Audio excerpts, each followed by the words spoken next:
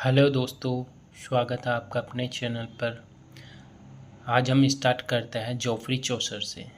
कल हमने class start की थी, रेनेसां से शुरुआत की थी, जहाँ पर हमने रेनेसां कब से शुरुआत हुई इसके बारे में पूरी जानकारी दी थी। और आज हम रेनेसां की चकाचौंध दुनिया में कूद रहे हैं और ये वो दौर है जब साहित्य ने धमाल मचाया। जोफ्री चौसर की कैंटरबरी टेल्स की मस्त कहानियाँ जो हंसाती भी है, रुलाती भी है, सिखाती भी है। थॉमस ओक्लेव की गहरी कविता ये जो दिल को छूती है। तो आइए हम आज क्लास स्टार्ट करते हैं जोफ्री चौसर से। जोफ्री चौसर का पीरियड है 1343 से 1400 तक के काल को जोफ्री चौसर का काल माना जाता है। रेनेसां के प्रारंभिक लेखक जिन्हें अंग्रेजी साहित्य का जनक, फादर ऑफ इंग्लिश पोइट्री माना जाता है, अतः जोफ्री चौसर को फादर ऑफ इंग्लिश पोइट्री कहा जाता है। इनकी फेमस पोइम थी द कैंटरबरी टेल्स। यह चौसर की प्रसिद्ध रचना है जिसे 1387 से 1400 के बीच लिखा गया। यह अधूरी रचना है जिसमें विभिन्न सामाजिक वर्गों की तीर्थयात्रियों की कहानियाँ हैं जो कैंटरबरी की तीर्थ यात्रा पर जा रहे हैं। यह एक फ्रेम नरेटिव है जिसमें 24 कहानियाँ हैं जो अलग अलग पात्रों द्वारा सुनाई जाती है।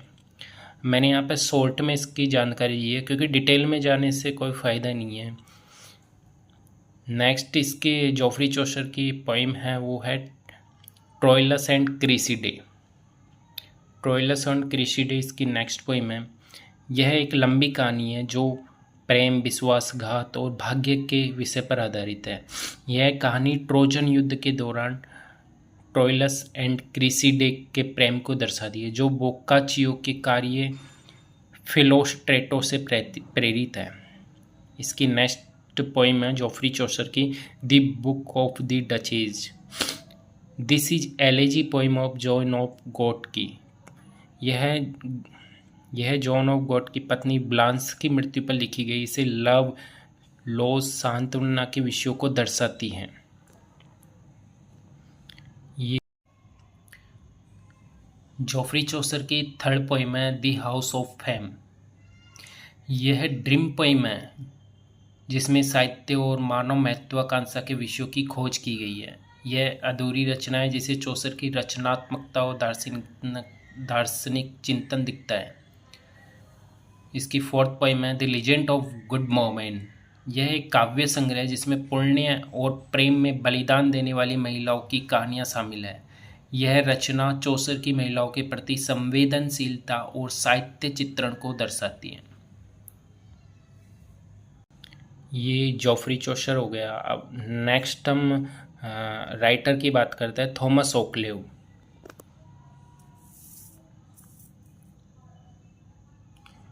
अब हम बात करेंगे थॉमस ओक्लेव जो कि रेनेसां के बहुत अच्छे पोइट माने जाते हैं अपने काल के।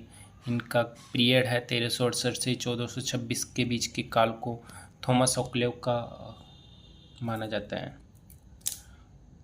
Also known as Thomas Occleve was an English poet and clerk, best known for his works that provided insight the life and times of the late 14th and 15th century. He was a friend of Chaucer and was deeply influenced by him. Thomas Occleve एक अंग्रेजी कवि और पादरी थे, clerk थे। Best known for his works that provide, ये सबसे ज़्यादा इसलिए जाने जाते हैं क्योंकि उन्होंने जीवन और समय के बारे में कुछ वर्ड्स के लिए दिए थे। जीवन और समय के बारे में कुछ शब्द दिए थे, उनके लिए इन्हें 14वीं और 15वीं शताब्दी में जाना जाता है। किसके लिए जाना जाता है थॉमस ओक्लेव को? लाइफ एंड टाइम्स के लिए। और ये चौसर के बहुत गहरे मित्र भी थे। थॉमस ओक्लेव को जोफ्री चौसर का मित्र कहा जाता है।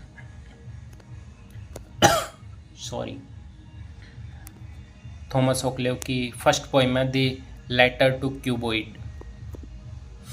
नेक्स्ट इसकी फेमस पोइम है द रेजिमेंट ऑफ प्रिंसेस। यह 1411 से 1412 के बीच में लिखी गई।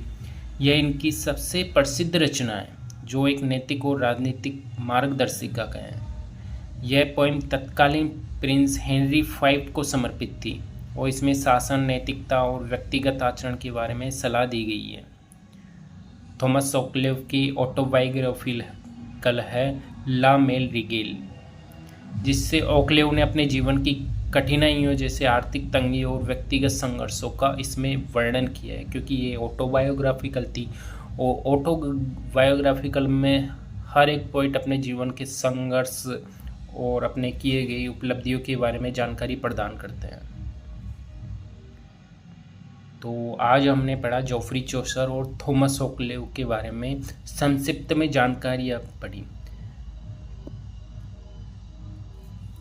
तो नेक्स्ट क्लास में हम देखेंगे जॉन लिडगेट के बारे में।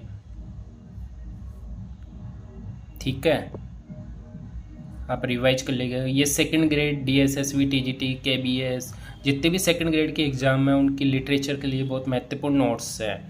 इनमें फालतू का कंटेंट नहीं है, जो भी है एग्ज़ाम ओरिएंटेड इसमें कंटेंट बनाया गया है। अतः आप रोज़ इसमें क्लास लीजिएगा। और आपको क्लास मेरी पसंद आई है तो प्लीज़ लाइक, कमेंट और सब्सक्राइब ज़रूर कर दीजिए। Thank you for watching.